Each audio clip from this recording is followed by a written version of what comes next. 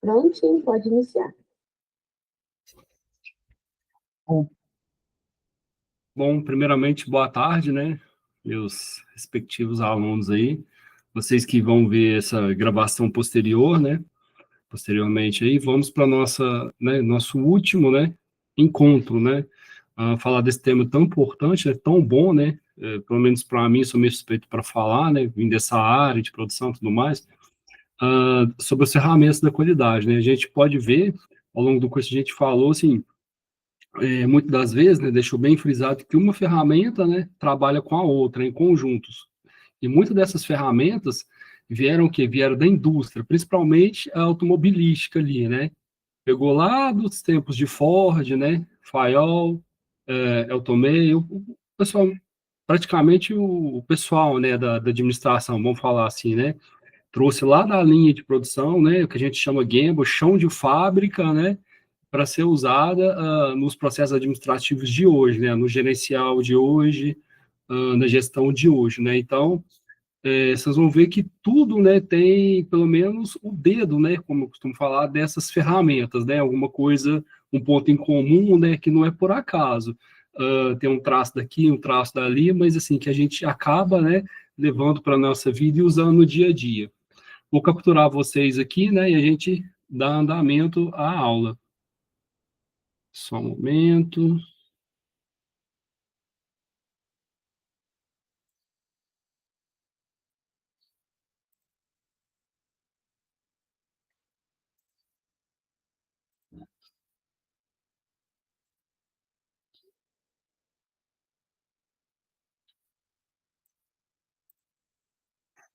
Olivia, vê para mim, por gentileza, se você consegue ver os slides.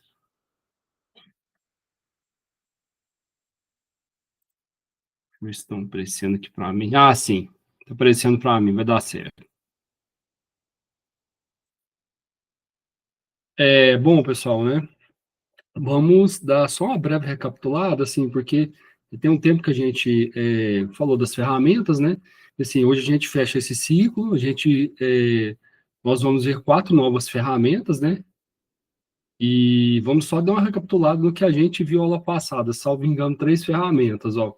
Organograma, né, que a gente mostrou, que é muito importante também, como é que é o organograma, como que funciona, né, que é basicamente um diagrama, né, estruturado da organização ali, ele é dividido por por cargos, também pode ser setorial, né, que a gente viu que aquilo ali facilita muito da gente entender a estrutura organizacional da empresa, né, não é à toa o nome organograma, né, então a gente já bate o olho ali e sabe quem que é o nosso supervisor imediato, né, quem que é a chefia, né, a quem que a gente deve se reportar, né, quem que está subordinado a nós e assim por diante. A gente viu o FEMEA também, né, o Failure Models e Effects Analysis, que é análise de modos de falhas e seus efeitos ali, né, que a gente comentou que traça cenários, né, para a gente tomar a melhor decisão, né. Eu deixei um vídeo, né, que mostra bem isso aí, né, em todos os slides eu estou procurando deixar um vídeo para o melhor entendimento, né, especificamente no FEMEA, um vídeo bem interessante, né, não sei se vocês assistiram, mas assistam, que mostra ali o quão é prejudicial para eu deixar de fazer essa análise das falhas, do modo de falhas, né, e os meus desdobramentos, meus defeitos, se eu deixar para o final do produto, para a fase do protótipo. A gente falou, né, e viu que fica muito caro, né, são erros ali que não dá para a gente errar, né, que a gente tem que contá-los, né, fazer os cenários no início da concepção do projeto ali, né, antes de tirar do papel realmente, porque depois que já rodou a produção, né, eu já tive gasto ali no processo produtivo, né, incluso ali, né, que o cabo tem que ratear no processo ali o aluguel, né, minhas contas fixas, né, a mão de obra, né, depois que eu tive que passar tudo para o processo, e que o processo já rodou, que no final, lá no do protótipo, no produto, está no mercado e deu defeito, vocês pensam que você vê para mandar recolher, o tanto que é caro é a dor de cabeça. Então, o FEMEA vem para isso aí, né, para auxiliar a gente a traçar cenários, né, e basicamente procurar os erros, né, e evitá-los da melhor forma possível, para que no final do processo, no final da cadeia produtiva, esses erros não custem tão caros assim, né.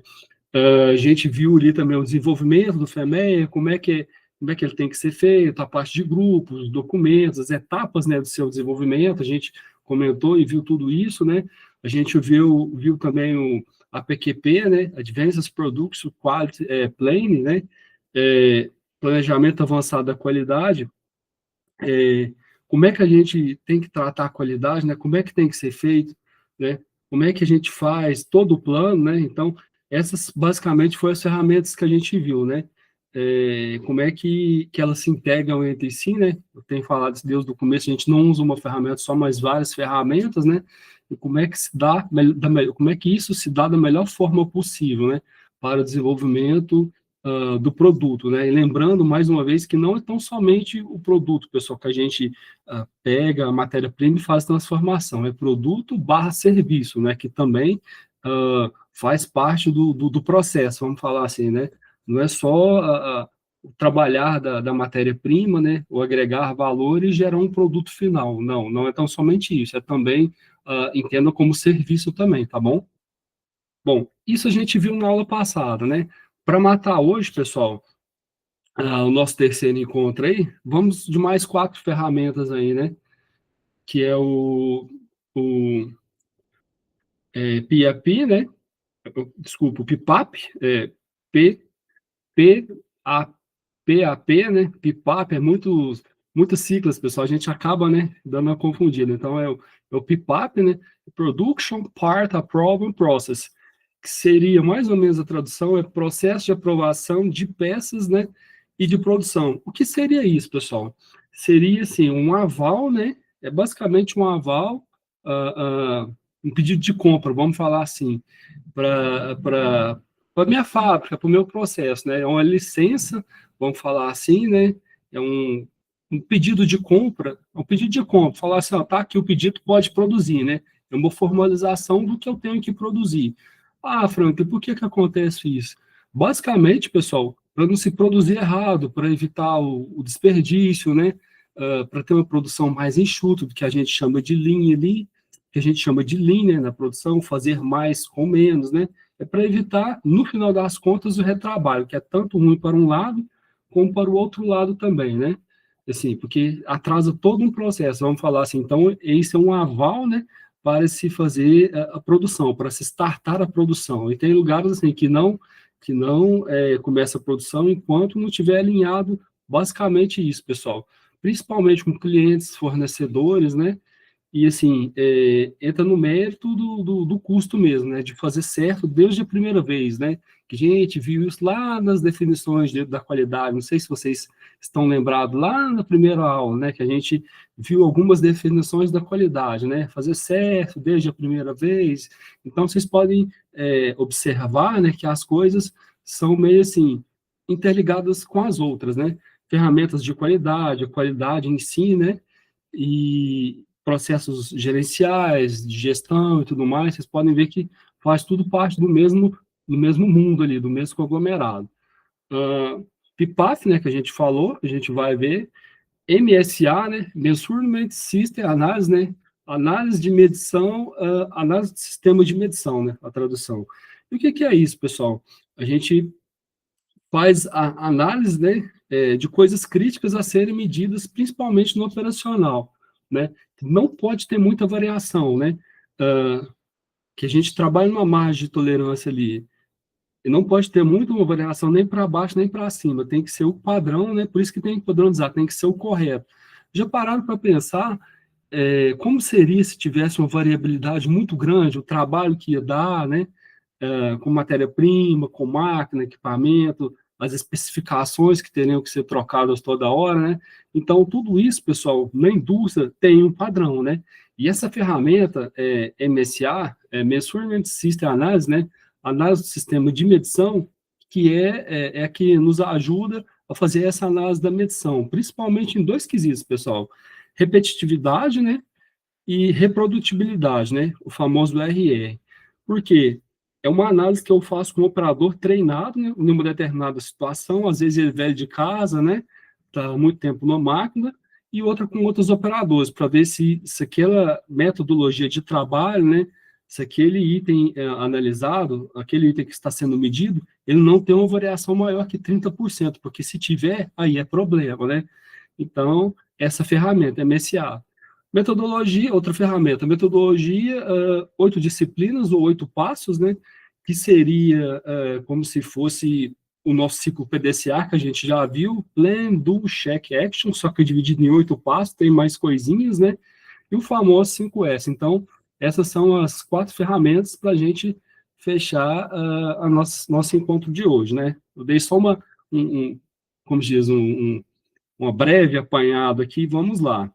Bom, pessoal, PIPAP, o que a gente acabou de comentar, ó, processo de aprovação de peças de produção, né, é um protocolo, né, é um pedido, né, que visa garantir a qualidade das peças e componentes utilizados na fabricação com estrutura de documentação, sendo um conjunto de requisitos e condições básicas que asseguram os fornecedores, né, atendam às necessidades dos clientes. Aqui está um vídeo, pessoal. Eu gosto de deixar um videozinho, porque muitas das vezes desses vídeos tem um desenho, né? Tem uma coisa mais lúdica que no visual ajuda a gente a reter aquele conhecimento ali, né? Às vezes a gente esquece uma sigla, uma palavrinha ou outra, mas você lembra o conceito, né? Muitas das vezes através do vídeo. Ó, esse vídeo fazia assim, assim, assado, então me remete, né, me lembra a essa conceituação. Então, a gente lembra, né, e através da imagem, muitas vezes busca o conceito. Objetivos. Ó. O cliente, através deste processo de submissão de amostra, porque é uma submissão mesmo, estará aprovando as peças submetidas, amostras. E o processo de fabricação das mesmas. Com isso, o cliente espera, através da fixação de um processo produtivo, eliminar problemas potenciais causados por mudanças repentinas de processo. Ah, Franklin, você vai me perguntar, tem isso na fábrica, na indústria? Realmente tem, pessoal. Principalmente, né, como eu já falei que tudo vem da montadora, né, do processo automobilístico, na Toyota, pessoal, eles usam isso aqui, assim, a sério, ao extremo, né? Vou falar, porque não no Brasil, né, mas principalmente fora no Japão, eles não fazem estoque, pessoal. Todas as peças todos os insumos, né, vamos falar assim, que entra no processo produtivo, muitas das vezes nem são conferidos, né, de tamanha é a confiabilidade, de tamanha essa ferramenta, essa integração que eles têm, principalmente com os fornecedores, né, integrar o negócio de tal maneira que não tem conferência, para não gerar estoque, para não gerar atraso, para não gerar custo, né, para não impactar diretamente no custo. Então, simplesmente pegam os insumos, né, o que for transformado, que vai ser transformado junto com o processo produtivo, e já startam nas máquinas lá, e assim, é feita a produção, né? Então, é muito fechado o processo, né? Que eu digo assim, muito certinho, muito trabalhado essa parte da gestão, sabe? Por parte das montadoras. Salvo engano, pessoal, esse PIPAP, ele foi criado, depois vocês pesquisem, tá? Até título de curiosidade, pela Ford, né? Veio lá da Ford, né? Da década de 60 e 70, salvo engano. Então, muitas vezes a gente vê as ferramentas e fala, nossa, né?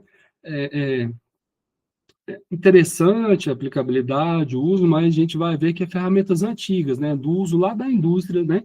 Que a gente trouxe para os moldes de hoje, né? Para o gerenciamento de hoje.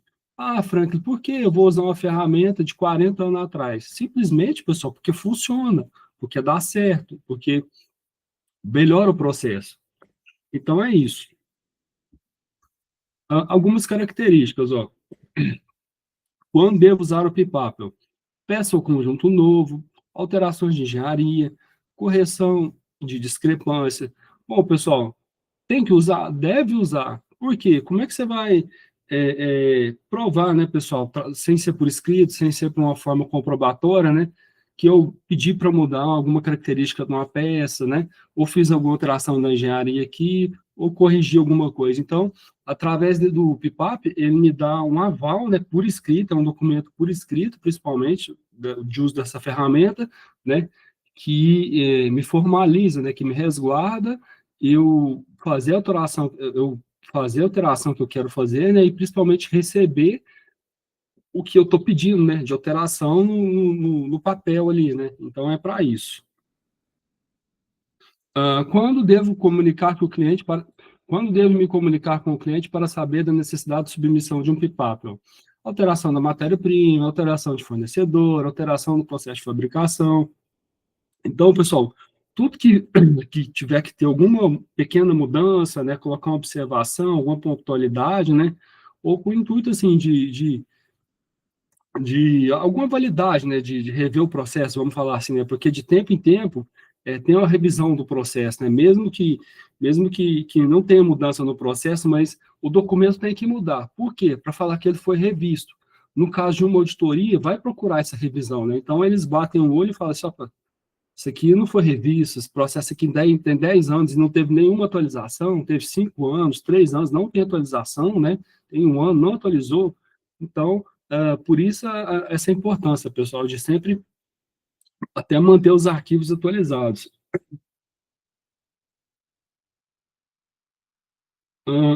O que compõe o PIPAP, né? Conforme a gente já falou, é um documento, né? Por escrito, é um documento por escrito formalizado. E documentos escritos formalizados seguem um padrão, pessoal. E não seria diferente com o PIPAP. Então, ele pede o seguinte, ó, uma capa, né? Relatório dimensional, desenho mapeado, relatório material, relatório de aparência, fluxograma, ó, a gente já pode ver que é uma outra ferramenta que a gente já comentou e já falou, né? A gente sempre fala, uma ferramenta utiliza-se com a outra. Então, fluxograma, FEMEA, a gente comentou também, plano de controle, né? Lá no PDCA, estudo de MS, a gente vai falar, né? Vai ser a próxima ferramenta também. Estudos iniciais com resultado, documentos, né, anexos, desenhos, normas, né? Desenhos técnicos, ou seja, pessoal, tudo que agrega valor, né, para facilitar o entendimento e deixar formalizado entre ambas as partes. Então, é assim que se compõe, né, basicamente, um PIPAP. A organização só pode iniciar a produção da peça com aprovação do PIPAP ou liberação excepcional por escrito, como, por exemplo, né, pedido de compra, que não deixa de ser, tá, pessoal? Meio que assim, vamos falar, meio que resumido, né? Um pedido de compra, um PIPAP, né? Que tem toda uma formalização, tem toda uma cotação, tem toda uma especificação, né? Então, ele não deixa de ser mais enxuto, vamos falar assim, né? Mais informalizado, vamos falar, né? Não sei se é essa palavra informalizado, mas mais ameno, vamos falar assim, né? Não é uma documentação tão pesada, né? Quanto um PIPAP, mas não deixa de ser, né? Eu tenho o mesmo valor. Então, tô aqui trouxe um exemplo aqui para a gente. Bom, outra ferramenta, pessoal, a gente chegou a comentar. Measurement System Analysis, né?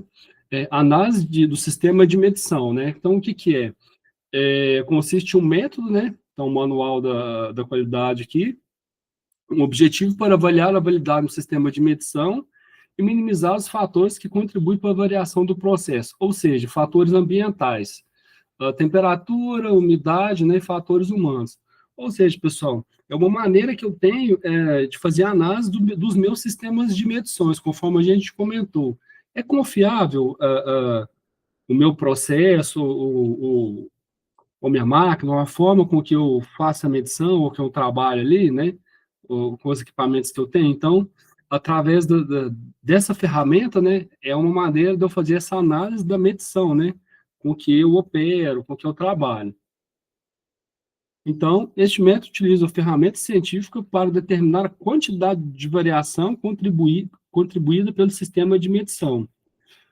Tá aqui, pessoal, também um outro vídeo, né, de maneira assim, como eu falei, mais lúdica, com maior informação, com maiores detalhes, né, com desenhos, né, conforme a gente já falou, para facilitar até o nosso entendimento ali, né, para a gente ver e falar, nossa, né, então é assim que usa essa ferramenta, né, ela é boa para isso, boa para aquilo, né, Então, é uma forma de facilitar, né, de reter o conhecimento. O que é o sistema de medição, afinal, né? É um conjunto do meio de medição, método de medição e operador, né, de medição. Então, o manual indica técnicas estatísticas para atribuir a condição de erro de um equipamento de medição. Uma técnica utilizada para verificar a adequação do meio de medição é o cálculo do RR, né? Conforme a gente já comentou, da repetibilidade e reprodutibilidade, né? Que a gente compara o desempenho da operação, dos operadores. Primeiro, né? Para ver como é que a análise dele, né? Naquele equipamento com uma certa medição, e outra com vários operadores. Então, vamos ver isso aí.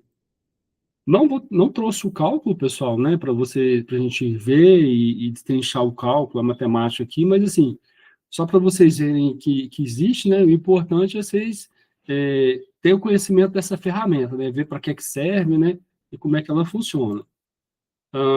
Então vamos lá, ó, comparando os parâmetros de repetibilidade, ó. Variação nas medidas obtidas com o dispositivo de medição quando usado várias vezes por um operador, medindo a mesma característica na peça. Reprodutibilidade, né? Variação na medida das medidas feitas por diferentes operadores. Então, tem essa comparação. Uma é com o operador, né? Que eu vou fazer essa análise, e a outra é com vários operadores. Utilizando o mesmo dispositivo de medição, né, medindo as características idênticas nas peças. Então, para o critério de aprovação, o sistema deve ter um erro menor que 30%. Por quê, pessoal? Senão é BO no meu processo, é BO ali no equipamento, né, com o qual eu realizo a medição e também faço a medição. Né? Então, tem essa nuance aí. Repetibilidade e reprodutibilidade. Repetibilidade e reprodutibilidade. Reprodutibilidade. Isso. Segunda ferramenta, pessoal. Metodologia, né? Outra ferramenta. Metodologia, né? 8 disciplinas ou 8 passos. Isso aí, conforme a gente já falou, pessoal, é como se fosse um PDCA, né? Só que melhor não, só que mais bem, vamos falar assim, né? Mais bem, melhor explanado, né? Porque envolve mais coisas. Então, o que é? Um ciclo PDCA dividido em 8 disciplinas, ó. É um método disciplinado para identificação de causas e soluções de problemas, orientado para o trabalho em equipe, ó. Por que usá-las? Disciplina e sistema. Por que usá-la? Disciplina e sistema, o trabalho. Enfatiza decisões com base em fatores, não apenas opiniões, né? Que é muito importante, pessoal. Qualquer gestor fala isso para a gente, né? Qualquer CEO, qualquer membro da diretoria aí, eles não tomam decisão, pessoal, no achismo, né? Eles tomam decisão em base, né? Embasado de números, de gráficos, né? É, é, eles podem errar, mas por detrás daquilo ali, pessoal, teve um trabalho, teve um conceito, né? Então, eles pegaram os números ali, né? Analisaram, estudaram aqueles números, eles fizeram todo a análise criteriosa em cima dos números, né? Para tomar aquela decisão. Então, não tem, pessoal, a decisão de orelha, assim, né? Eu achismo. Então, é feito, né? Qualquer nível gerencial é feito um estudo, né? É feito um estudo, uma análise prévia, né? Pelo menos, e depois tomada a decisão. Então, evita as armadilhas do tipo atacar o sintoma e não a causa, né? Que é uma coisa comum. A gente já comentou muitas das vezes isso aqui. A gente comentou muitas das vezes por que às vezes o processo não melhora também, né? Faz parte disso aqui. Lá naquele gráfico que a gente viu, falando do PDCA, né? Por que gera aquele gráfico tipo serrote e por que gera aquele gráfico tipo escada, né? Qual que é o interessante? O que a gente quer, na realidade, né? A gente quer o tipo escada, por quê? Ele implanta a melhoria, né?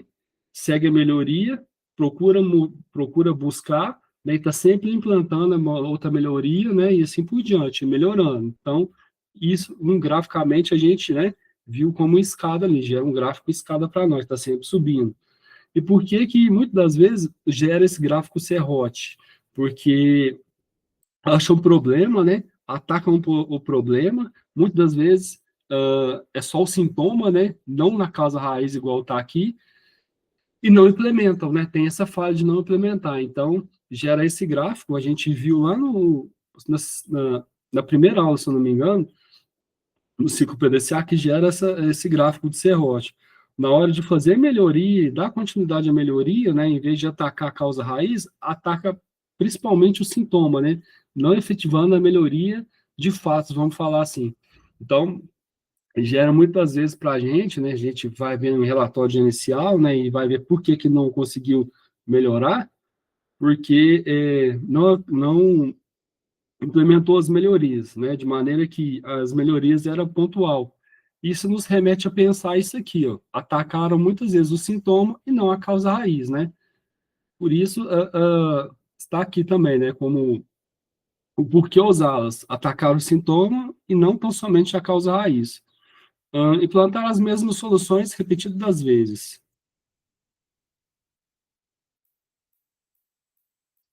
Que é o exemplo que a gente deu, acabou de dar, né?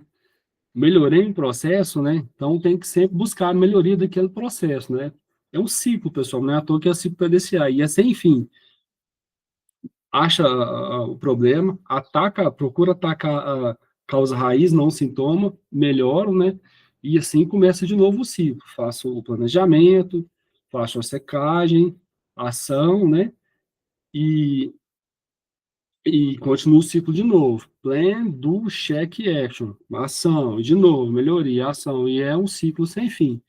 Quando usaram reclamações técnicas de produtos ou processos, né, internas em clientes, reclamações técnicas de sistema, né, auditorias internas, reclamações técnicas a fornecedores, quando usar, né, que a gente viu, como usar. As disciplinas de trabalho são as seguintes, ó, após comunicação do problema, né, reclamação. Bom, pessoal, metodologia, né, a gente está vendo, 8 disciplinas ou 8 passos. Ou uma terceira, pessoal, que a gente acha muito, né? Por isso que eu falo para vocês, estudem também pelos meus slides, porque é uma maneira de eu tentar deixar mais atualizado, né? Às vezes saiu alguma modificação, né? Tem alguma coisa nova, mas pelo que a gente vê, né? O conteúdo é o mesmo, né? Vai sempre ter uma nuance ou outra, uma coisinha ou outra. E essa nuance é que eu trouxe para vocês hoje aqui. A gente acha essa metodologia, muitas das vezes, não está na apostila, mas como 8D, né? De disciplinas. Então, 8 disciplinas, mas muitos autores, pessoal, que usam essa metodologia, colocam, ao invés de ser D1, D2, D3, é assim, né? Mas começa com D0. Por que o D0? Que ele subentende que na etapa do D0 tem definição de prazo, né? Você tem que definir o início e fim, né? Do seu ciclo PDCA, vamos falar assim, né? Do seu processo metodológico, né? Então, na apostila não tem esse D0, né? Eu acrescentei ele, né? Para vocês lembrarem, né? Que o D0 é a parte do planejamento, né? Definição de prazo, início e fim. Muitos autores trabalham assim, né? Com o D0. Na apostila não tá, viu, pessoal? Já dou a dica para vocês aí olharem isso, né? Principalmente essas questões do D0, né? E saber essa metodologia aí, né? O que significa cada um dos Ds, porque, né, vai ser cobrado na avaliação. E por isso eu trouxe para vocês, né, esse D0. Muitos autores, né, como eu disse, acham, né, que planejamento seria o certo de começar, né, e na apostila não está, porque, assim, fica intrínseco, né, esse entendimento, fica intrínseco que, assim, quando você vai começar, principalmente, um, um estudo desse, uma análise, né, o planejamento é a primeira coisa, né, tem que definir prazos, então fica meio que intrínseco isso aí na apostila, mas por isso eu trouxe, né, com o intuito, assim, de destrinchar mesmo, né, visão de outros autores principalmente, né, então no que tange aí, começo, né, o D0, é o planejamento. Então, vamos à metodologia, né? As 8 passos, as 8 disciplinas, os 8 Ds, né? Vocês vão contar, vai dar 9 com D0. Então, D0, conforme a gente já falou, planejamento, né? Definição de prazo, tudo tem que ter um início e fim, né? Quando eu pretendo começar, quando eu quero acabar, né? Ah, Frank, por que tem que ter? Porque senão, pessoal, é uma coisa que não é factível, né? Que não é viável eu começar um projeto, começar alguma coisa, né? E não ter previsão para acabar, né? Fica uma coisa assim, lúdica, né? Fica uma coisa que não dá certo na realidade. A realidade é essa, não dá certo. Se eu não tiver o começo, né? Se não for você não pôs na minha cabeça, né, que tem que ter um início e um fim, né, para a atividade, tem que ter um horário de começar e acabar. Então, por isso, né, o D0 entra como planejamento. D1, pessoal, formação do time. Reunir envolvidos com problemas, né, qualidade, planejamento, produção, operação de máquina. Isso aqui é importante, pessoal. A gente já falou muito isso aqui. Por que eu tenho que reunir esse time multidisciplinar?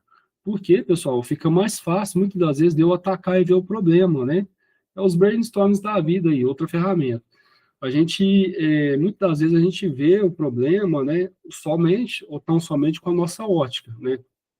De maneira que se a gente trazer, né, envolvendo a problemática um pessoal, principalmente da operação, da engenharia, né, da logística, das compras, que são peças muitas vezes chave, né, fundamentais para a resolução do processo, eu não dou conta de efetivamente de resolver aquele problema meu, né, não dou conta de ter um êxito tão grande, né? Aí fica igual a gente viu nos slides anteriores aí, eu ataco o sintoma e não a causa raiz. Eu acho que melhorei, né? Às vezes eu até chego a implantar, mas não dura, né? Principalmente porque eu estou atacando o sintoma, não a causa raiz. Então, D1, né? Nada mais justo, nada mais lógico, né? Que a formação do time. Quem que eu vou chamar para me ajudar nessa problemática aí, né? Atacar o problema. Então, pessoal básico aí, que a gente viu em outras aulas, né? Qualidade, planejamento, né? Produção, operação, né? Operador de máquina, engenharia. Então, eu tenho que ter essa galera, esse time multidisciplinar, né? Que vai me ajudar, né? Em prol do objetivo comum ali, a sanar e resolver o meu problema. Com base na complexibilidade do problema, o departamento responsável pelo preenchimento do RNC, né? Seleciona as funções participantes da reunião. Bom, pessoal, então, tem uma formação do time. E aquele time, tá, pessoal? Aquele time vencedor. Composição do time deverá ter, ó, membros, né, especialistas, clientes, fornecedores, conforme a gente já falou, né, que também são peças-chave, moderador, né, conduz o trabalho do time. Função do moderador, ó, conduzir o time sempre dentro das disciplinas com foco na solução do problema. Não necessariamente precisa ser hierarquicamente superior, mas tem que entender, pessoal, do problema, tem que entender, muitas das vezes, do processo, né? Por isso a importância dessas ferramentas, né, de envolver mais ferramentas nos trabalhos e tudo mais. O time deve ser menor, o time deve ter a menor quantidade de pessoas possível, entre 4 a 10 pessoas. Ah, Franco, por quê?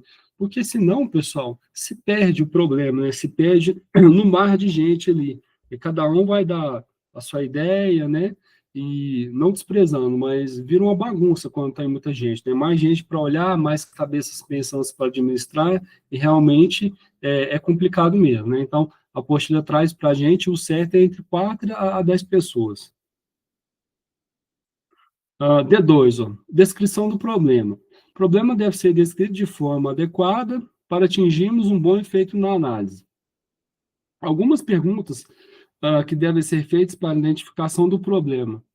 O que, quem, quando, quantas vezes. Isso aqui, pessoal, é uma outra ferramenta que a gente vai ver, que é muito usada também. A gente vai falar dela aqui, vai falar disso daqui a pouquinho.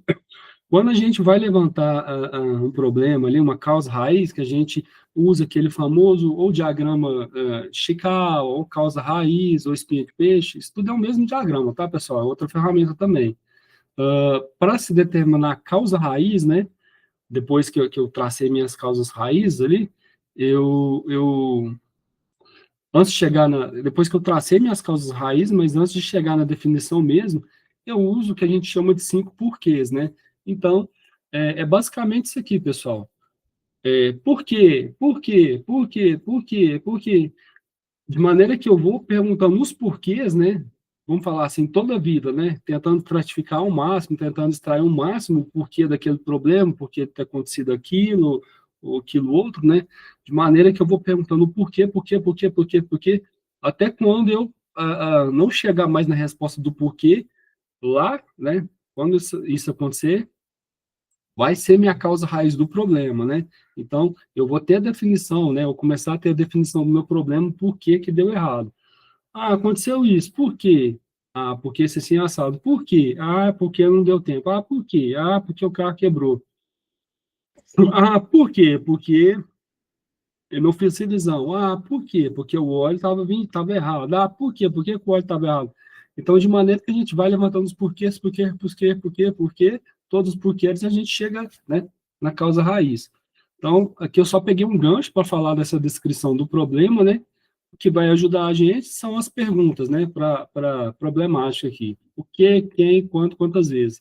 Pegando um gancho aqui, né, nos porquês da vida, né, que é outra ferramenta também, os 5 porquês. Tá vendo, pessoal, que a gente não usa tão somente uma ferramenta, é um conjunto de ferramentas. A hora que a gente vê, a gente está misturando as ferramentas em prol de um objetivo em comum, né? A gente vai usando de várias ferramentas Chical, 5 porquês, Pareto, que mais? IPAP, FEMEA, né? A gente vai trazendo aquilo ali para o nosso mundo, né? E vai dando uma coisa bacana, né? Assim, é um relatório, né, gerencial, vamos falar assim. Além dos limites do problema, onde mais poderia estar ocorrendo? Por que não ocorreu até agora? Existe histórico deste problema ou parecido, né? Então, isso aqui tudo, pessoal, é, a gente, mediante um trabalho bem feito, mediante uma metodologia aplicada, a gente tudo tem a documentação e tudo a gente registra, tá, pessoal? Uma outra coisa, só para ficar registrado, né? Histórico, pessoal, é muito comum, é, esse histórico do problema aparecer, é muito comum a gente ver isso aqui na questão da manutenção, né? Os tipos de manutenções. Eu estou só pegando um gancho, pessoal, para assim, para expandir a mente de vocês, né? Para assim, vocês abrir o leque de vocês aí. É muito comum esse histórico de manutenção, é muito comum esse histórico, né? No quesito manutenção. Por quê? Pelos tipos de manutenções que eu tenho, né, principalmente na indústria ali, que eu trabalho com o quê? Corretiva, que é a pior das manutenções, que é a mais cara, né, que me custa mais caro, o equipamento quebrou, né, mas por que que eu não fiz uma preventiva, né, por que que eu não olhei antes de quebrar? E tem a preditiva, né, que é um plus, vamos falar assim, da preventiva. A preditiva é o quê?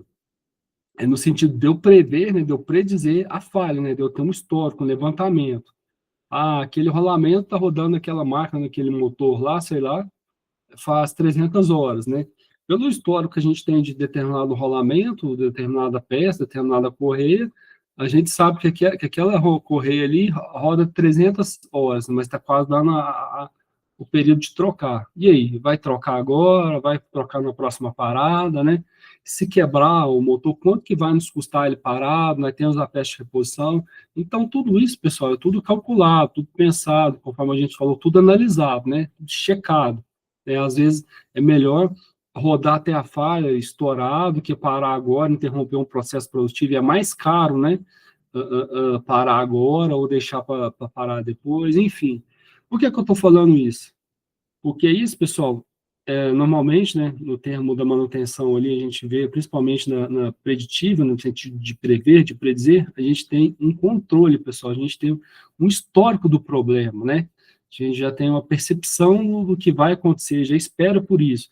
E tudo aquilo que a gente já espera e tem uma percepção, né, a gente consegue prever, é melhor para a gente, né? Em termos aí, industriais, recurso, né? É custo, né? A gente consegue mensurar, a gente consegue reduzir os custos.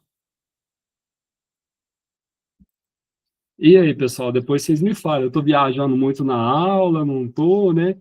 Mas é isso aí, né? As ferramentas da qualidade é isso aí, pessoal. A gente vai fazendo o somatório de tudo, né? O apanhado geral e mistura uma ferramenta com a outra, né? A gente lembra de uma situação da outra, né? E assim, e a aplicabilidade é ampla, pessoal, é leque mesmo. D3, ó. Ações corretivas imediatas, né? Ação de contenção. É a ação imediata para estancar, né, ou amenizar o efeito do problema. Com esta ação, devemos ganhar tempo para a definição da causa e da ação corretiva, né, que a gente acabou de dar o exemplo da manutenção aqui, que é a ação mais cara, né, vamos falar assim, dentro dessa indústria de manutenção, é a mais cara corretiva. Para a definição dessa ação, devemos considerar a qualidade acima de tudo, né? É óbvio, né? Porque a gente destrói uma marca se não tiver qualidade, principalmente, né? Vocês lembrem aí lá daquele slide, da, da, lá da primeira aula que eu coloquei, dos primeiros slides que eu coloquei a foto de um monte de produto, né? Que a gente falou que muitos ali a qualidade estava intrínseca. Vocês lembram disso? Lá da primeira aula, né? Então, que muitas vezes o produto ali, ele fala por si, né? Que o pessoal não chama aquele determinado de produto pelo nome, né? Técnico, mas pela marca, porque ele já tem uma certa qualidade percebida, né? Intrínseca, né? Vamos de exemplo básico aqui. Muitas pessoas não falam esponja de aço, né? Falam Bombril, né? Não falam aços flexíveis, né? Com pontas ali de algodão, falam cotonetes. Então, subentende ali que aquele produto, né? Já tem uma qualidade intrínseca. Então, a marca, né? O nome da marca virou o produto, vamos falar assim, né? Ele virou fez referência ao produto. Por quê, pessoal? Porque ali tem um valor agregado grande, né? Então, qualidade acima de tudo. Então, ele já é percebido pelo cliente. Parada de produção, inspeção 100%, aumento da troca de ferramentas ou ajustes, né? Essas ações não podem ser mantidas como ações definitivas, servem para estancar o problema. Então, D3. D4, identificação da causa raiz. Ó. Neste passo, devemos identificar a causa raiz do problema para a tomada de ação corretiva. Algumas técnicas podem ser utilizadas para facilitar a identificação da causa raiz. São elas. Bom, pessoal, identificar a causa raiz, vou usar o quê? Mais ferramentas da qualidade, óbvio, né, que vai me ajudar nessa identificação das causas raiz aí. Como exemplo, diagrama, né, dos 6Ms, ou Ishikawa, ou causa raiz, ou espinha de peixe, né, e tudo isso é o mesmo diagrama, tá, pessoal? Então, é esse aqui, ó. De maneira que eu traço os problemas, né, traço as possíveis causas dos problemas, de acordo com o meu problema maior ali que eu tenho, né, de maneira que eu vou estratificando aquilo ali até eu não conseguir mais responder, né, os porquês da vida, e nesse momento, né, eis ali provavelmente a causa do meu problema, da minha falha, enfim, né, do que eu estiver buscando, que eu estou buscando. Para o seu exemplozinho aqui, né, normalmente para você fazer o espírito de peixe, né, essa ferramenta de qualidade, para você usar ela com isso, né, e buscar e achar o problema, você usa esses 5 porquês, tá, pessoal? Onde você tem um problema e você tem a causa raiz que nos remete a isso aqui, ó, né? A solução, né? Vamos falar assim, mais imediata do problema. Solução final, né? Não imediata, solução final do problema. Então, é um funil. Por quê? Por quê? Por quê? Por quê? Por quê? Então, dessa maneira que eu uso meus filtros dos porquês, né? Eis a nossa causa raiz que estamos buscando com a espinha de peixe. Outro gráfico, né, pessoal? O Pareto, né? Que fala para nós que 80% dos problemas estão em 20% das causas, né? O gráfico 80-20, é uma coisa mais estatística, mas que também ajuda a gente a observar e identificar a causa raiz, né? E o FEMEA, pessoal, né? Que a gente já falou também, viu essa ferramenta, o Fair Modes and Effects Analysis, né? Análise de modos de falha e seus efeitos, a ferramenta que a gente comentou, né, e que no final da aula passada a gente deixou um exercício aí com os alevinos, né, de transporte de alevinos, acho que era de Minas para São Paulo, salvo engano, né, que a gente traçaria cenários, né, mediante as informações que a gente tinha, o motorista, acho que não tinha muito tempo de habilitação, o caminhão estava de uma maneira tal, né, a distância tal, né, e a gente, né, traçaria cenários, né, usando o FEMEA, para saber, né, identificar os problemas que poderiam surgir, né, possivelmente iriam surgir, como é que a gente ia contornar isso tudo, né, como é que a gente ia fazer o contorno desses problemas. Então, o D4, né, identificação da causa raiz, FEMEA.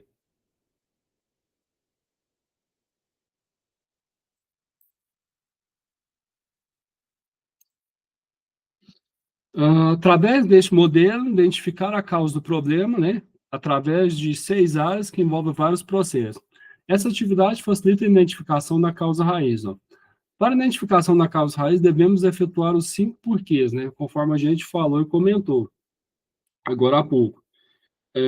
Usando o Ishikawa, né, para chegar na determinação da realmente a nossa causa, né, eu me faço essas perguntas pelo menos umas 5 vezes. Por quê? Por quê? Por quê? Por quê?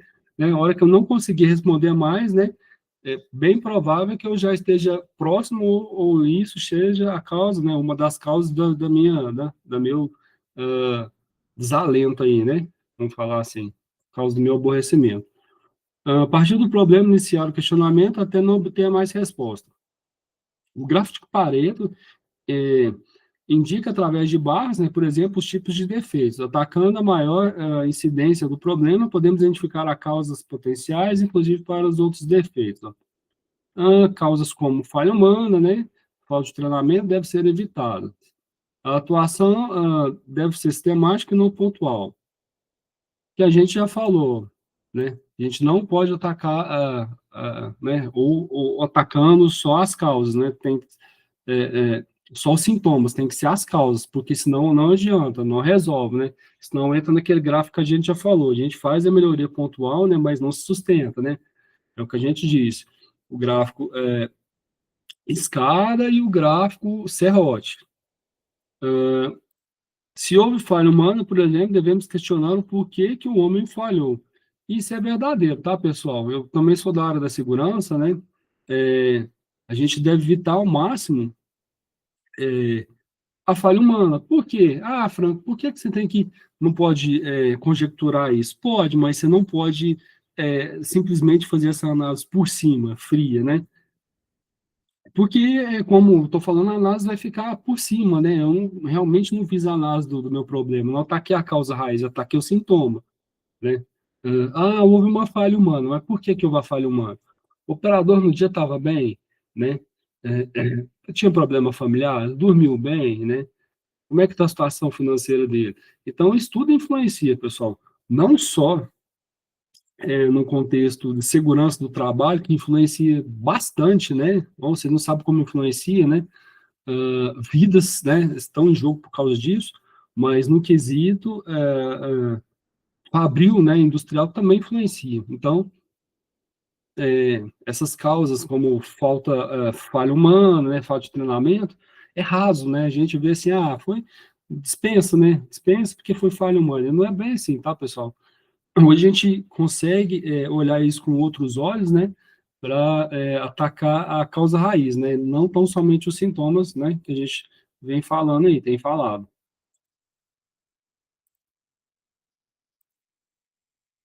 D5, ação corretiva.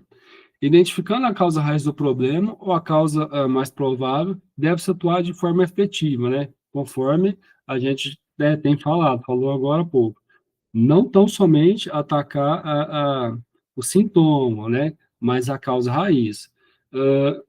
Corrigindo o problema. Esta ação deve ser descrita de forma bem clara, documentada, né? Principalmente, pessoal, clara e documentada, nos lembra o quê? Planejamento, desejo. Eu tenho que ter um início e um fim. Para quando eu vou fazer isso? Como que eu vou fazer isso? Né? Quando é que vai ser o fim disso? Né? Então, se eu não tiver isso claro na nossa mente, pessoal, se eu não souber o início e o fim, né? Se eu não tiver um planejamento por trás disso aqui, vai ser mais uma ação que eu vou tomar, né? Muitas das vezes a gente vai atacar o sintoma e não a causa raiz, né? Problemas que estão fadados a repetir, se repetir, se repetir, se repetir, né? E ad eterno, né? E assim ficar nesse ciclo aí. As ações de contenção devem ser eliminadas após a implementação efetiva da ação corretiva. Por quê, pessoal? Porque quando você toma essas ações corretivas, gera custo, né? Principalmente, gera tempo, gera energia, né? Então, para que a gente vai continuar, né, trabalhando nesse quesito, nesse tocante, se o problema já foi sanado? Então, isso é uma das maneiras, né, pela qual, esse é uma dos porquês, né, pela qual, depois que resolveu o serviço, né, depois que eu ataquei a causa raiz, depois que eu consegui achar a solução do problema, depois que eu implementei, estou sempre buscando melhorias, né, então não tem necessidade mais, né, de eu entrar com essa ação corretiva. Então, devem ser eliminados após a implementação, né, efetiva da ação corretiva. D6, ó, a introdução das ações corretivas e comprovação de sua eficácia. Nesta etapa, devemos implementar as ações nos prazos definidos, né? Mais uma vez falando, pessoal, prazo. Se não tiver prazo, né, fica um planejamento utópico nosso, né? A gente vai achar, pelo achismo, que vai dar certo aquilo ali, e não dá. Devemos implementar as ações nos prazos definidos na etapa anterior e através de algum método, né? Verificação de lotes posteriores, estudos estatísticos, auditorias, né? Comprovar a eficácia das ações. E como é que eu comprovo isso aqui, pessoal, né? Mais ferramentas da qualidade, né? Estudo estatístico, auditoria, né? Verificação de lotes. Isso tudo, pessoal, basicamente se dá também por ferramenta, né, estatística, ferramentas da qualidade, né? Enfim, vocês percebem, assim, acho que já deu para vocês perceberem que a gente não usa tão somente uma ferramenta e que elas meio que se interligam ali, né?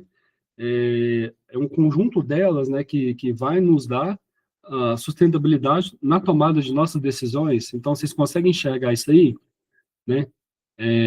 Conforme a gente falou que a decisão não é tomada do dia para a noite, né? E quando é tomada, muitas das vezes tem um histórico por trás, né? Teve um monitoramento, teve uns dados para apoiar a tomada de decisão. Então, é isso, pessoal, né? É, é uma definição, né? Uma, uma situação embasada, né? Numa coisa palpável, vamos falar assim, né? Em dados. Vamos de D7, ó. Medidas preventivas contra a reincidência, ó. Neste caso, iremos verificar os processos e produtos similares ou situações potenciais de ocorrência de problemas para a tomada de ação, né, sistemática e preventiva. Essas ações podem incluir mudanças até na estrutura do sistema da qualidade. Inclui, tá, pessoal? Às vezes ali é uma coisa que não vende, ou tem que ajustar um detalhe no processo ou outro, né? Para ter uma melhor percepção, uma melhor visibilidade, vamos falar assim, e é feito esse ajuste, é feita essa mudança, né? É feita essa melhoria, né?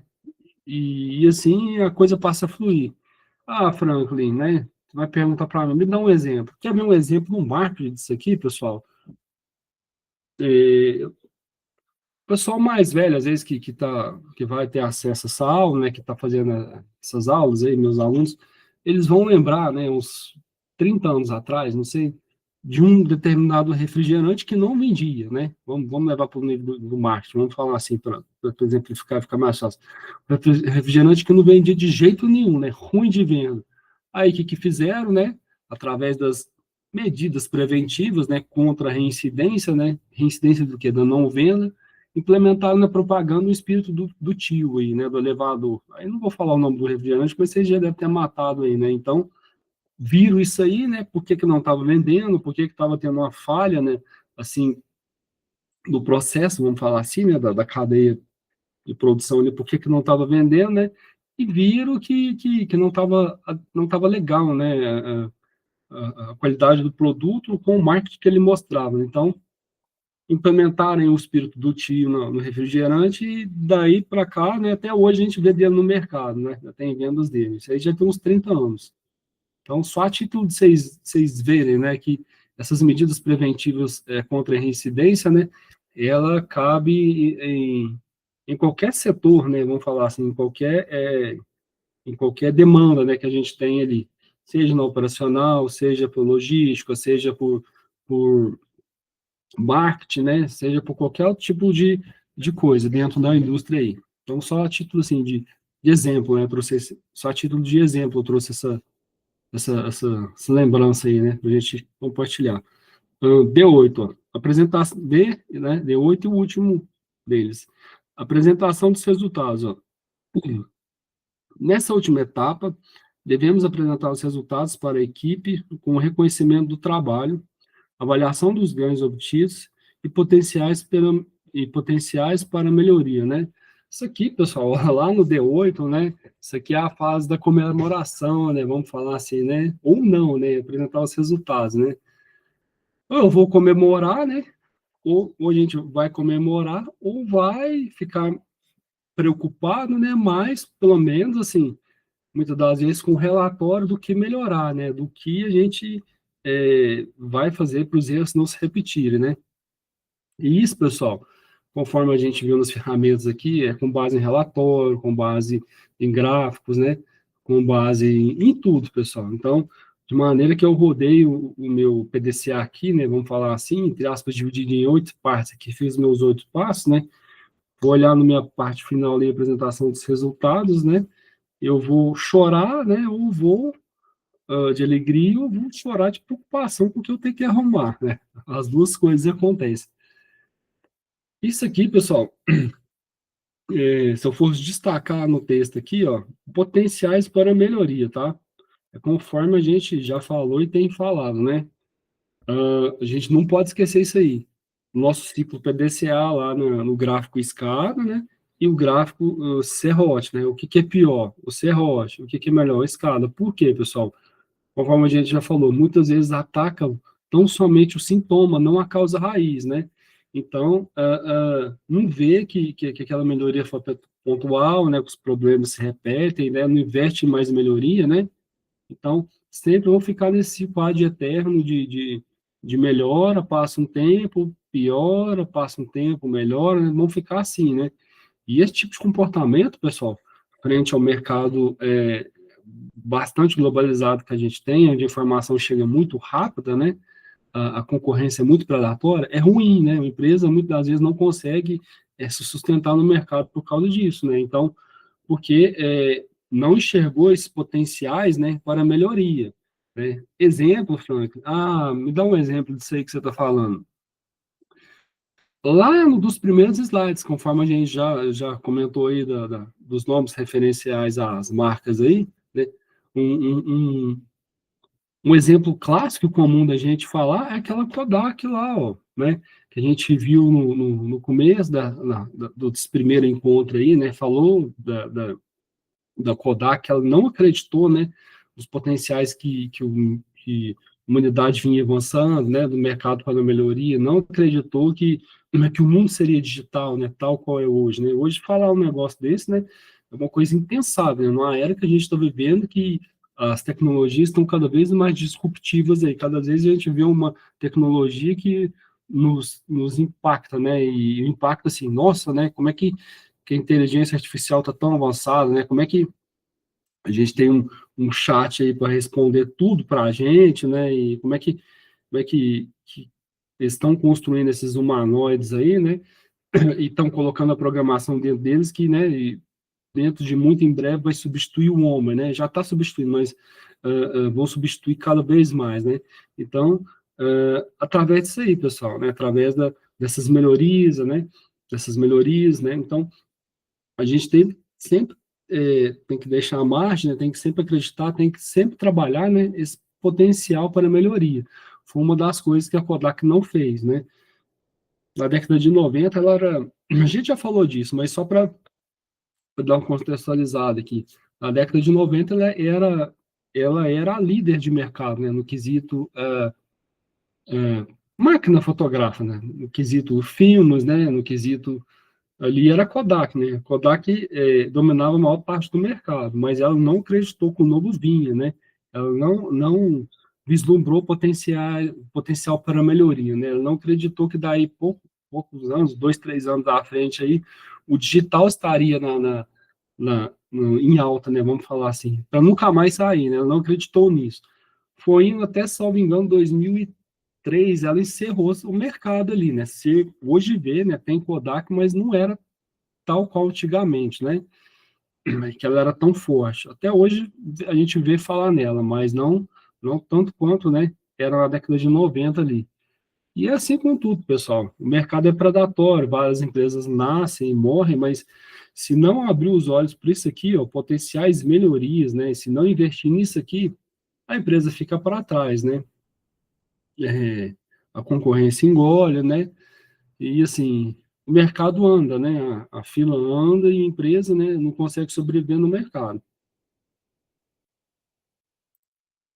E aqui, pessoal, a apostila trouxe para a gente, né, um exemplo, né, de como seria, né, esse relatório, né, um relatório, esse D8, né, essa apresentação dos resultados, como seria um relatório de ação corretiva, vamos falar assim, um exemplo, né, bem basicão, pessoal. Cada empresa tem o seu, mas esse aqui, num contexto geral, né, de como é que a gente faria esse relatório, né, das ações corretivas, os 8 passos aqui, ó. Identificação do problema, tipo corretiva, preventiva, né? Conforme eu falei para vocês que na indústria também tem a preditiva, né? Que é um plus da preventiva, né? Que é no sentido de predizer, né? Prever. Normalmente tem históricos, tem um monitoramento constante, né? Enfim, pode colocar esse outro item também, né? Origem, né? Dados informativos, produto, auditoria, material, né? Uh, lote, rastreamento, né? Quantidade, e assim por diante, ó. Dados de emissão, descrição da não conformidade. Isso aqui, pessoal, é bem, como se diz, é bem padrãozão, tá? É, é bem geral, né? Mas o certo é cada empresa, né, achar a sua melhor forma, né, de fazer esse relatório aqui, a sua melhor forma de apresentar os resultados. Nesse caso aqui, né, de ação corretiva. Controle de implementação. Ó. Neste campo, deve ser evidenciado a implementação da ação proposta no campo 7. Né? Então, cada empresa tem seu, como diz, tem a sua maneira, né, de trabalhar aí. Bom, pessoal, vamos para a última, né, mas não menos importante da nossos 3 encontros aí, uma ferramenta que a gente vê para todo lado, né, que até intrinsecamente a gente trabalha dentro de casa e usa, né, que é o famoso 5S. Na indústria, você vê isso aqui toda hora, vê falar isso aqui toda hora. Vai fazendo 5S aqui, vai fazendo 5S ali, né? O que que é, pessoal?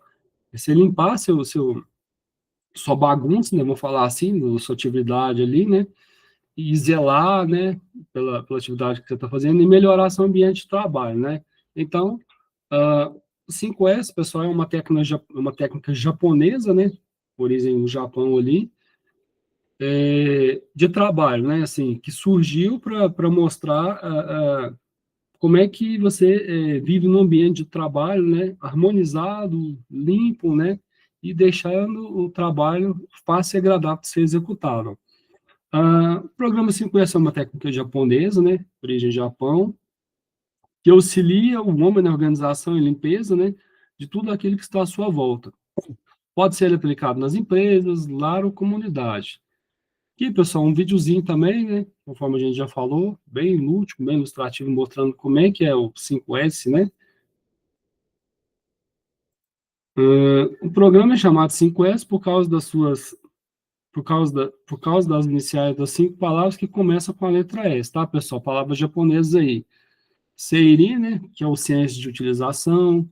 Seiton, que é o senso de organização. Seiso, né? Que é o senso de limpeza. Seiketsu, né? Saúde ou higiene, né? Outro senso. E Shikitsu, né? Que é outro senso, disciplina. Então, vamos ver cada uma delas rapidamente aqui. Então, o programa 5S é muito simples, né? De se entender e, uma vez aplicado, transforma-se nos pilares de sustentação e apoio à qualidade e produtividade naquilo que fazemos. Ah, Franco, né? Tá escrito isso aí, mas parece ser um exagero. Não é, pessoal. Informo para vocês, digo para vocês que não é. Isso aqui é o básico do básico do básico do básico do básico do básico da indústria, né? Tudo que você vai fazer, você tem que ter um local de trabalho harmonioso, limpo, né? Principalmente, é, é, com melhorias, né? Padronizado. É basicamente isso, pessoal. Limpo, é basicamente o 5S, né? E ela é assim para tudo, pessoal. Na nossa casa, fora da nossa casa, né? Na escola, no escritório, né? É assim para tudo. Objetivos, ó. Autoestima e motivação, prevenção de acidentes, né? Principalmente isso aqui na indústria, pessoal. De maneira assim que a gente vê muitas das vezes, a depender da atividade, tem que fazer transporte de muito material, né? Muita coisa, muito insumo, de maneira que você não deixar organizado o local de trabalho, corre sério risco de acidente, né?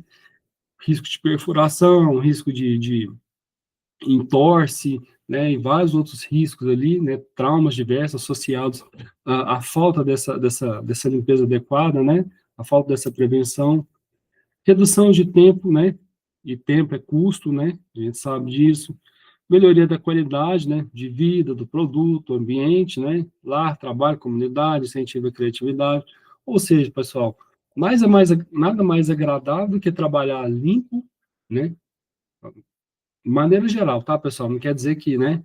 Vocês têm um trabalho ali, uma atividade que a gente desenvolve que surge, mas trabalhar limpo, padronizado, né? E com material com ambiente de trabalho harmonioso, né? Vamos falar assim. Primeiro S, ó, SEIRI, né, utilização. Separar aquilo que é necessário daquilo que não é necessário, né? Ou seja, eliminar o desnecessário, né? É até melhor, né, pessoal? Quando a gente está em nosso campo, a gente está em nosso posto de trabalho ali, né? E aquilo ali que não serve, aquilo ali que está entulhando a gente, né? Descartar aquilo ali, né? Dá a impressão de de limpeza, passa a impressão principalmente de organização, né? Então, é isso aí, ó. Onde verificar? Chão do setor, corredores, né? Estantes, prateleiras, gavetas, armários, enfim. O que verificar? Peças quebradas, peças defeituosas, itens enferrujados, objetos fora do uso, né? Vencidos, bugigangas, ferramentas, papéis sem uso, né? Não relacionados ao trabalho. Ou seja, é o senso de utilização. Eu realmente preciso da minha mesa cheia de papel, daquele jeito, aqueles papel tem que estar ali, né? Ou não, já posso jogar fora, já posso descartar, aquele copo ali, aquela latinha ali. Então, trabalho fácil, pessoal. Trabalho fácil, né? É através do senso da utilização. Precisa usar, deixa ali. Não precisa, tchau, obrigado. Já descarta. O que fazer com o material? Utilização, ocorrência e local de guarda. Ó. É de acordo com a frequência, tá, pessoal? A gente utiliza aquilo ali. Então, é um material que eu utilizo com frequência, né? É diariamente, né? Onde é que eu devo guardar? No local de trabalho. Uma utilização é normal, né? A ocorrência, uma vez por semana. Então, no setor. A utilização, pouco usado, né? Qual que é a ocorrência? Superior a um mês, né? Nem todo mês eu uso aquilo ali. Então, nome xerifado. Utilização, não usa. É liberar, descartar, área pré-definida. Imagine os senhores aí, né? Na indústria, se não fosse assim, se eles não principalmente em estoque, se eles não fizessem essa prática do senso de utilização, a bagunça que ia virar no xerifado no estoque, ia ser impossível andar lá dentro, né?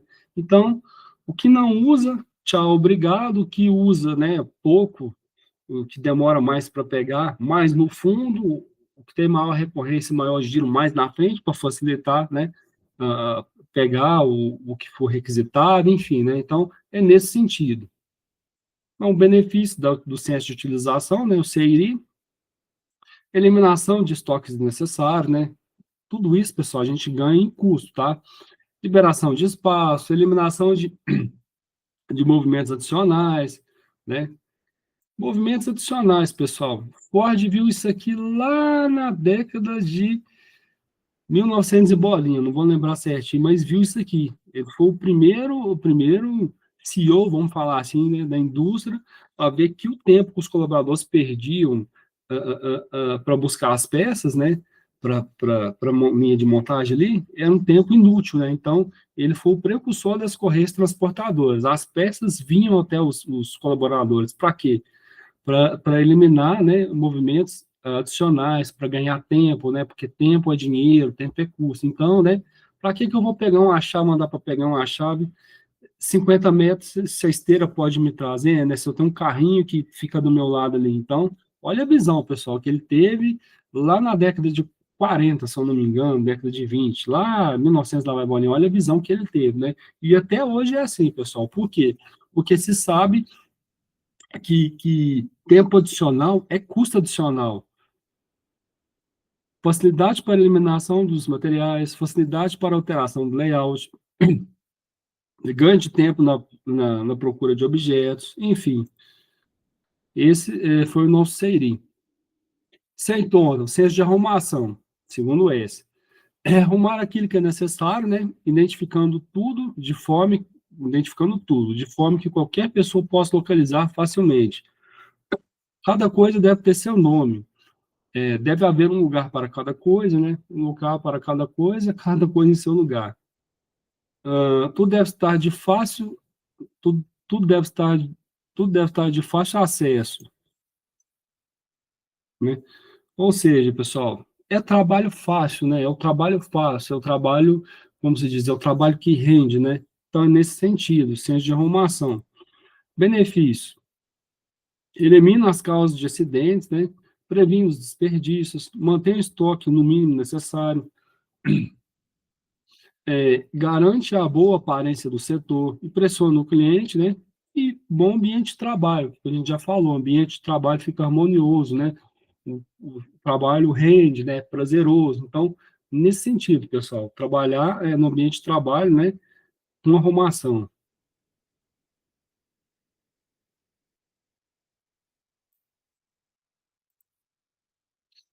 Outro senso, né? Terceiro S, senso, né? De limpeza, significa limpar sempre, deixar sempre limpo e não deixar sujar. A limpeza é responsabilidade de todos. O desafio não é sujar, o desafio é não sujar para não limpar. Isso aqui, pessoal, lá no começo das aulas, né, casa muito bem esse 5S, principalmente o senso de limpeza aqui, o 6, com aquele modelo das escolas japonesas, que eu deixei para vocês verem, para os senhores verem aí. Como é que é isso lá no Japão, como essa cultura de 5S está enraigado lá, né? Como é que é o dia a dia deles lá, né? No vídeo lá, se os senhores viram, né, mostra, né, essa arrumação na escola, mostra um menino dando uma entrevista lá, só estou arrumando o que já está arrumado, só estou limpando o que já está limpo. A gente limpa, a gente cuida para não sujar, mas já está limpando o que está limpo. Então, é nesse sentido, pessoal, isso aí, é nesse sentido que a coisa funciona, né? Esse terceiro S é isso, né? É bem isso que o menininho lá quis dizer, que o garotinho disse. Mas estou arrumando só o que está arrumado. Então, é nesse sentido. Quarto S, pessoal, ser quieto, né? Padronização. É manter organizado, arrumado e limpo sempre, né?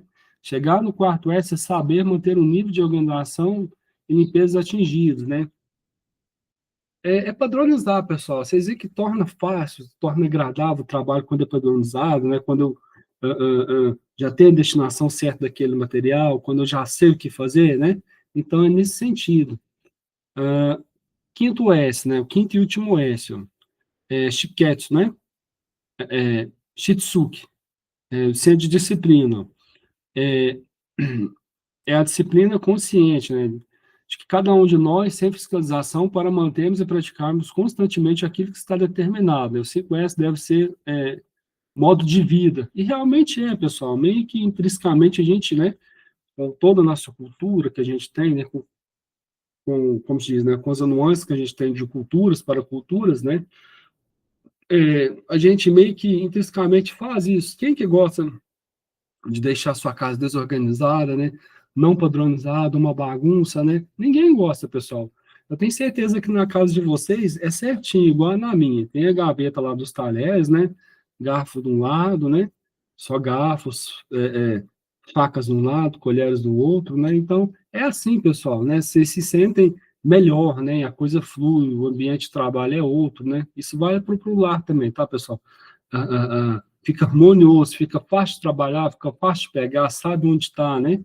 Então, é nesse sentido aí que o 5S vem trazer para a gente aí, né? Esse senso de melhorar, né?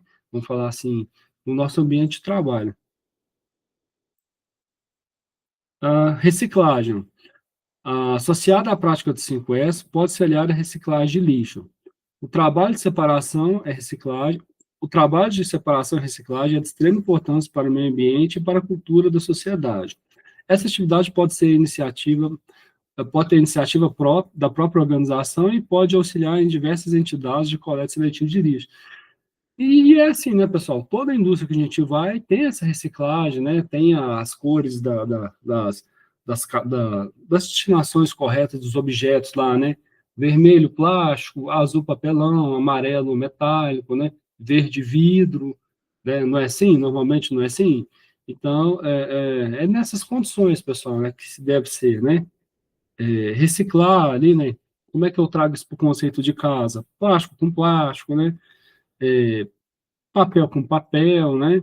Orgânico com orgânico. Então, é nesse sentido, pessoal. O 5S é tudo isso, né? E mais um pouco. Na indústria é essencial, né? A gente fala que a base da base da base da base da base é o 5S, né? Então é isso. As referências, né? Nessa apostila, né? Nos 3 encontros aí.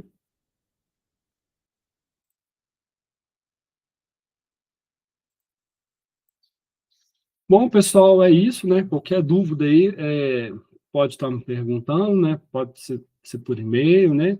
Ou peça para a tutoria entrar em contato comigo, estou à disposição, né? E fica aí meu muito obrigado, né? Pelos esses 3 encontros. E é isso, pessoal. Espero que vocês tenham gostado, espero que vocês tenham absorvido um pouquinho de conhecimento nessa troca de conhecimento. A gente também não sabe tudo, né? Mas tenho certeza que, assim, que o importante é isso, né? Essa troca de conhecimento e de informação, né? Para o enriquecimento, né? Da, do ensinamento, né? Do ensino. E outra coisa, pessoal, estudem, né? Conforme eu comentei com vocês, não tão somente a apostila, mas os meus slides também, né? Porque muitas das coisas, às vezes, que eu trago ali, né? Serve para complementar, né? E também não tem na apostila, né? Serve, assim, para não plus. Exemplo que eu dei da aula de hoje, metodologia 8 disciplinas, né? 8 passos, nos 8 Ds ali. O D0 não tem, né? Porque é intrínseco que o planejamento é básico, é essencial. Muitos autores trabalham com D0, né? Como diz, a avaliação vai ter isso aí, tá bom, pessoal? Estudem, né? Qualquer dúvida, né? Estou à disposição. Fica aqui meu muito obrigado e até uma próxima.